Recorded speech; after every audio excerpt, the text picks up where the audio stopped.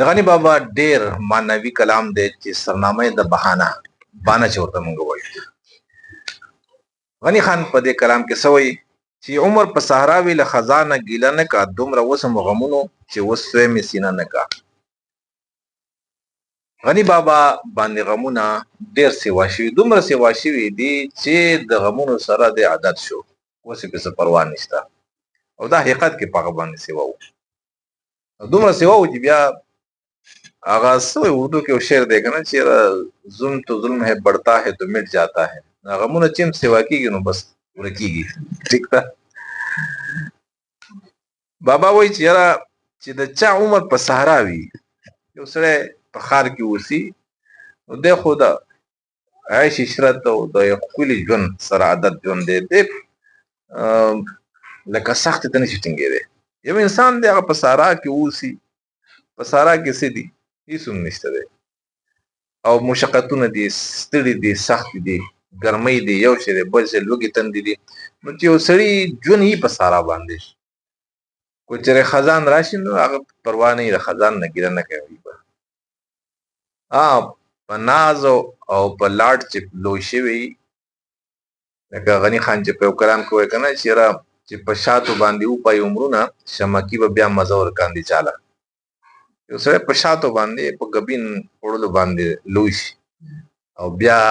داسې حالت په الله راولي چې یاره دی شمکي خوري، هغه ترخه ترخه بوټي خوري غریب که نه، دله بیا دغه شمکي څه مزه ورکوي. نو غني خانم دغه خبره کوي چې یاره سخته خو په هغه راځي چې هغه نازک وي. په صحرا کې چې لویږي خو سخت وي که نه، خو دغه هغه الله همت هم ورکوي، طاقت هم ورکوي. نو که خزان پې راشي هغه پروا یې نه. ټیک شو. مقصد دا دی چې یاره سختې راځي، او زه خو پیدا په سختو کې یم. غني بابا چې پیدا شو د 15 کالو و چې مور یې مړه شوه که نه، بیا پلار ټول عمر په جیل کې، بیا په خپله غریب بې موره بې پلاره لوی شوی دی، بیا څومره مصیبتونه د مرګه پورې. نو دا لکه د هغه ژوند دغه و، نو چې ژوند مې سخت دی. یو خزان خو یو وخت که نه، یو موسم وي، نو که یو د میاشتې مې یو غم راشي نو په دغسې پروا نه کوي غني خان. او دومره غمونه وسوموئ، غمونه دومره په ما راغله، نو داسې وسومه چې زما سینه ورسره عادت شوه، اوس سوځي نه. لکه څرنګه چې مونږ مرچکۍ خورو که نه، نو مرچکۍ نشو خوړی، ځکه ولې تریخ دی ډېر زیات. خو چې څوک یې روزانه خوري نو دغه مرچکۍ بیا څه لکه د ژبه نه ترخایي. یو سره عادت شو نه، ژبه عادت شوه، بیا د ده دپاره مرچکۍ خوړل او ګوړه خوړل یو شی دی. ټیک ده. نو غني خان وایي چې یاره زه غمونو دومره وسومه چې زما سینه چې دی هغه درد نه کوي اوس. تا وې ماله ډالۍ راکړه ما غریب سره څه وینې، چونګ ازغي مې دي ټول کړي په دې لاره ستا په ځمکه. غني خان الله ته وایي چې الله ته وایي چې یاره ماله څه تحفه راوړه، هدیه راوړه. نو زما سره ته څه یې نه چې تاله دروړم. لکه مشهوره ده چې نبي علیه السلام چې کله د الله دیدار له لاړو، الله ورته وفرمایل چې ماله یې څه راوړو. نو هغه ورته وي یار چې یار لذي تحفه وړي که نه، نبي علیه السلام په تش لاس. نو الله ورته وي چې ماله یې څه راوړو. نبي علیه السلام ورته عرض وکړو چې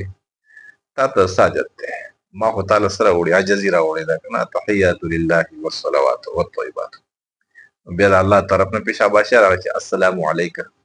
ایها النبي ورحمت الله وبرکاته. بس تا په در کې یو عجزي نشته، او عجزي ما له راوړې ده، ما تاله راوړې ده، نور خو هر څه ستا سره دي. نو غني خانم وایي چې ته زما نه څه غواړې، نو زما سره څه دي، ما څه چونګ ازغي مې دي ټول کړي په دې لارې ستا په ځمکه، ستا په دې ځمکه باندې په دې لار تاله چې در روان یم، بس دغه ازغي مې را ټول کړي دي، بس لاسونه رالم خوږې، خپې رالم کړي دي، نو ستا له څه دروړم. خو دغه په ازغو باندې غلبېل غلبېل تن به دروړم، لکه غمونه چې دي که نه، د غمونو علاوه تعالی څه دروړم. او زما اوښ کې شګ وس کې ګل لالا ته زرغون نه شو، په ما یې دا هم پیرزو شو، بیا له خوار نه ګیله کا. اوس په دې دا کرښه چې ما ووینو کېدای شي زما په نسب باندې کاتب غلط شوی دی چې کو داسې چې په مای دا هم پیرزو شو نو کېدای شي دا راغلي چې په مای دا هم پیرزو نه شو بیا له خوار نه ګیله کا کېدای شي داسې بهرحال چې څنګه لیکل شوی زه به یې دغسې ویمه. غني خان وایي چې زما اوښکې چې وې که نه ما ستا په غم کې ستا په عشق کې او ستا په لټون کې اوښکې بهولې یا الله. او هغه اوښکې څه چل وشو هغه شګو وڅکلې شګو چې وڅکلې نو زما یو اوښکه هم هغه لکه ټولې اوښکې مې بې ځایه شو یو هم ځای ونه موندو. ګل لالا تې زرغون نه شو نو ما خو د اوښکو بخور ورکو د ځمکې لا او په کار ده چې د ځمکې یو ګل لالا تې زرغون کړی وی. مقصد د غني خان دا دی چې یا الله زه خو ستا په لټون کې وته یم هر چاته ستا معرفت او ستا تعریف کوم هر څوک تا طرف ته رابلم او دا مې کوشش دی چې هر څوک په تا مین کړم او زما په شان لکه څرنګه چې زه یم همدغه رنګې خدای پرست پیدا شي همدغه رنګې په خدای مین پیدا شي. نو ګل لالا تې زرغون نه شو. ګل لالا څه ته وایي هغه خدای پرست د چا په زړه کې چې د الله مینه وي ځکه چې د لالا دا ګل چې دی د ده په دې دغه کې وایي داغ یې که نه داغ څه دی مینه ده دی په زړه باندې زخمي دی. نو غني خان وایي چې یاره ما ټول عمر ستا معرفت خلقو ته کېښودو ستا پېژنګلو مې خلقو ته وکړه ستا حسن مې بیان کو یاره داسې اړخ مې نه دی پرېښی چې انسان هغه به ستا نه بېخبره پاتې شي خو د هغې باوجود هم په تا څوک مین نه شو. نو زما هغه خواري د ټول عمر چې ده لکه د غني خان په ژوند کې یو خدای پرست هم د ده په تعلیماتو نه دی پیدا شوی. څوک ته ووایي که نه چې ما د غني خان په ژوند لکه 1996 کې کال 1996 کې وفات شوی دی او یو کال د پاسه عمر دا دومره کلامونه چې خلق اورېدلي دي ټکر صاحب ویلي دي او موږ اورېدل به که نه نو یو تن دا نشي ویلی چې د غني خان په ژوند کې یاره پلانی د الله ولی شو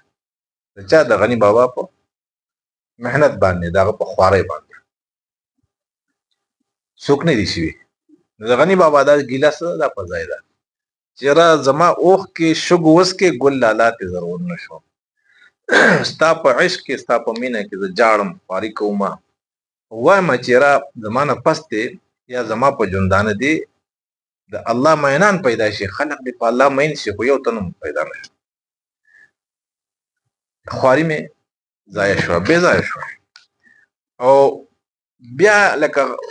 په ما یم دم پیرزو شي لکه غني خان وایي چې په ما خو دا پیرزو شوه چې ټول عمر مې وجړله او جړا مې لاړه ضایع شوه خو بیا هم به ته زما نه ګیله کوې چې غني خان تا په ما باندې څوک مین کړي دي تا ما طرف ته څوک را بللی دی تا زما د مینې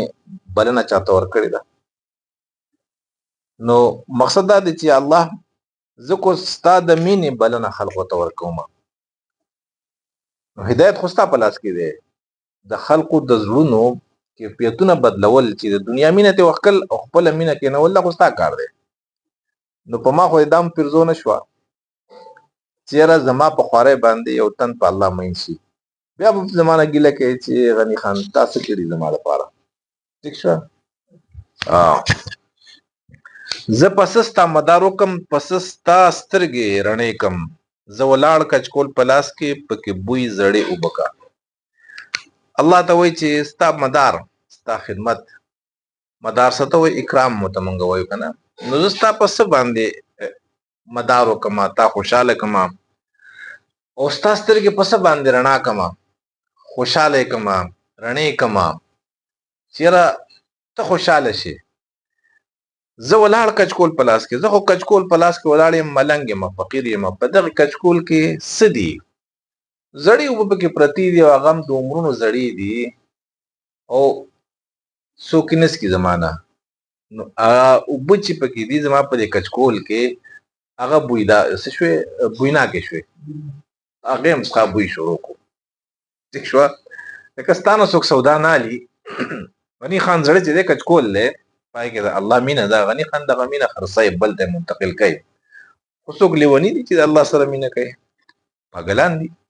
والله څوک څه کوي نو څه چل وشي د الله دغه مینه د غني خان په زړه کې هغه بوی شروع کی او بوی شروع کی نو خلق ستر کې خلق بیا تختی